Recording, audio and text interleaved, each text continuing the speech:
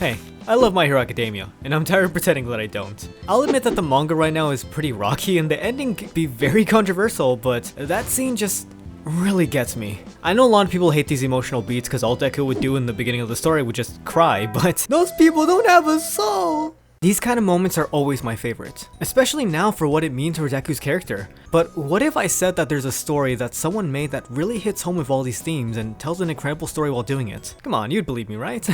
While I was on Instagram, a user by the name of Dekuru_46, I'm not sure how to pronounce your name, I'll be honest, they have been making an amazing story along with some other art, which is honestly pretty cool. This story revolves around a what-if story. It takes place before anyone in UA even joins the Hero Academy.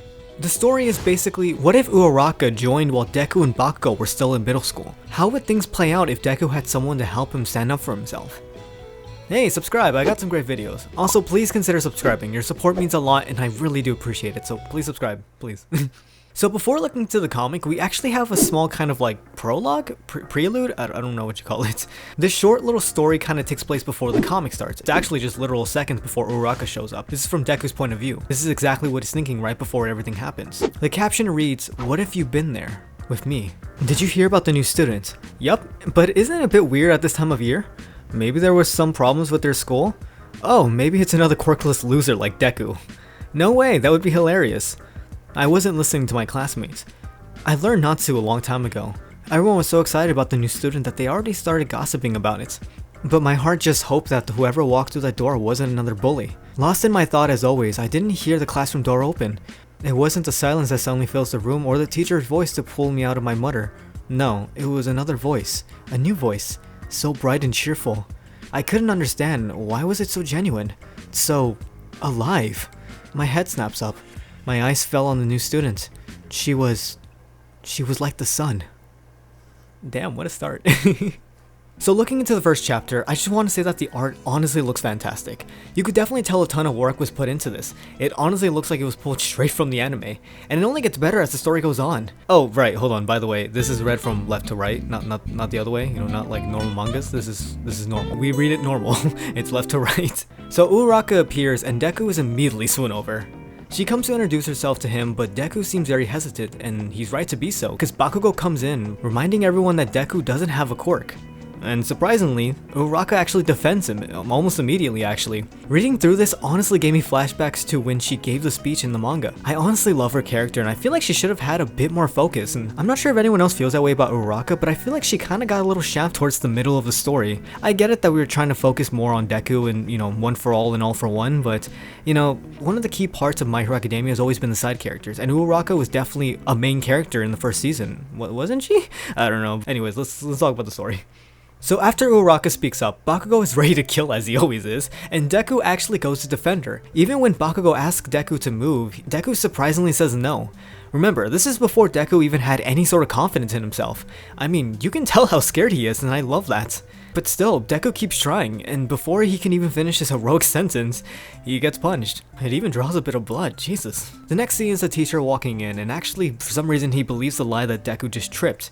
Which, first of all, he has a huge mark on the side of his cheek! As a first chapter, this perfectly sets everything up. We know pretty much everything and it didn't feel rushed at all. I'm honestly quite impressed that I was able to tell this much in one small chapter. Not only that, but this chapter also stays true to these characters. Even though Deku knew what would happen, even when he is powerless and all odds are against him, he still tries. And it's sad because this has happened so many times that the teacher just dismisses it as like, oh, this loser fell. Like, it sucks. Not only that, but like this whole like idea, this whole chapter kind of reminded me a little bit of Deku's arc that happened in the anime when he was a vigilante. I'm not going to say too much about it, of course, because it's still somewhat new and also spoilers, but I love the idea of having him on his own and just him dealing with a lot. I feel like that's always a topic you should always tackle with heroes. But anyways, let's move on to the next chapter. So picking up right where we left off, and yeah, this hurts a little bit. The principal is telling Deku how much he's done for his mother for even letting him attend this school. And this sends Deku down a spiral.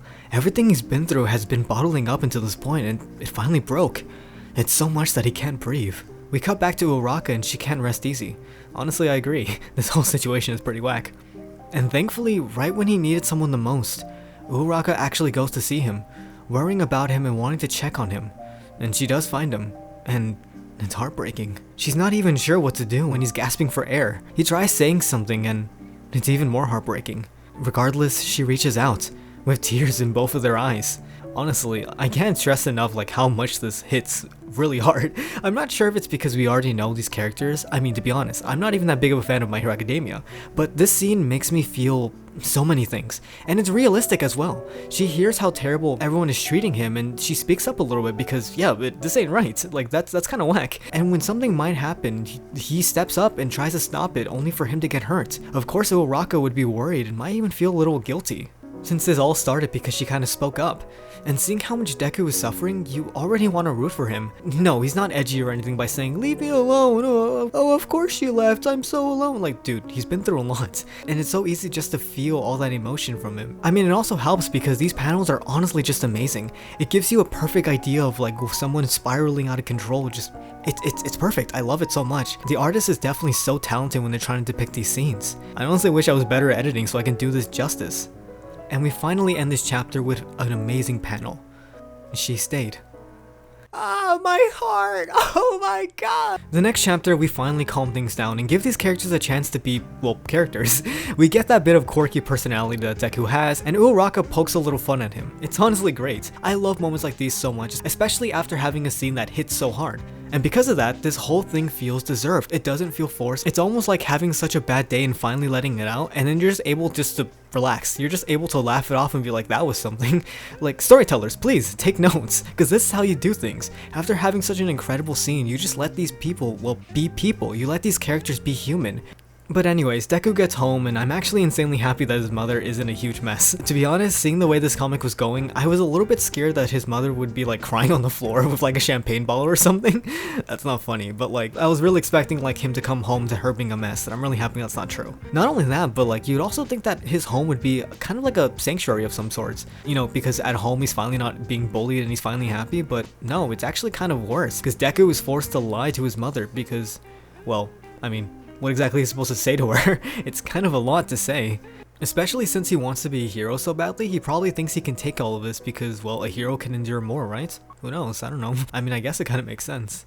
I do wonder how this comic will handle this whole friendship thing he used to have with Bakugo. There's a ton of different ways that this can go, and even Deku seems to wonder what happened and why things went south, which we didn't really get in the original series all that much. Sure, we do get a few lines here and there, but Deku just seems to kind of accept, yeah, this is just what Bakugo is. Yeah, same old Bakugo. We then flash back to when Deku was a kid. Some of these parts are a bit hard to read, but basically Deku's father is just like everyone else. He left because Deku was quirkless, and for some reason Uraraka appears in this weird dream world. I mean, I guess it's a dream, but even though it's not real, this still cuts a bit deep. Not only that, but I feel like I can't get a break.